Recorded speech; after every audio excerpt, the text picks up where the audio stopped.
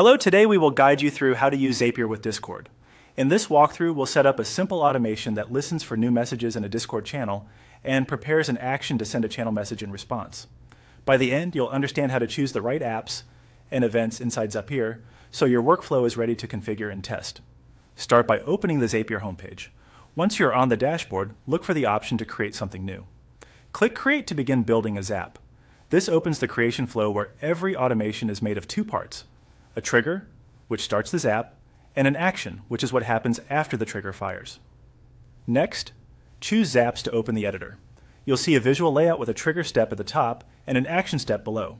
We'll set up the trigger first. Click on Trigger to pick the app that will start your workflow. Use the app search and type Discord. When you see Discord in the list, select it. This tells Zapier that the trigger will come from Discord. Now click, choose an event, and select New Message Posted to Channel. This event is ideal when you want your Zap to react anytime a new message appears in a specific channel. It's helpful for logging messages, alerting another tool, or creating follow-up actions. Selecting this event defines what Zapier should watch for before running the rest of your automation. With the trigger selected, scroll to the Action section and click on Action to set what should happen after a new message is detected.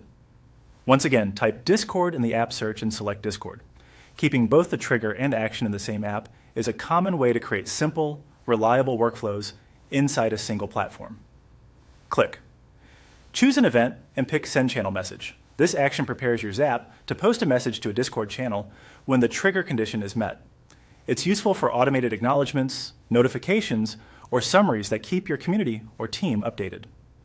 At this point, your Zap has a clear structure: a Discord trigger for new channel messages, followed by a Discord action to send a channel message. From here, Zapier will guide you to connect the necessary accounts, and you'll see fields for choosing the server and channel, writing the message, and optionally customizing things like mentions or embeds.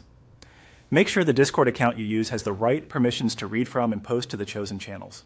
That's it for the setup flow. You've successfully selected the apps and events needed to automate Discord messaging with Zapier.